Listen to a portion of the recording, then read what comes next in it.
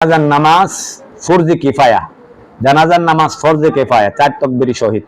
জানাজার নামাজে 3টি ফরজ আছে, যেমন নিয়ত করা, 4 তাকবীর বলা, দাঁড়াইয়া নামাজ পড়া। জানাজার নামাজে 3টি সুন্নত আছে, যেমন সানা পড়া, দুরূদ শরীফ পড়া, মাইয়িতের জন্য দোয়া করা।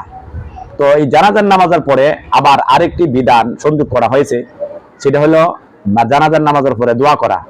এটা তো ইসলামের কোনো বিধান না, শরীয়তের কোনো মাসআলা।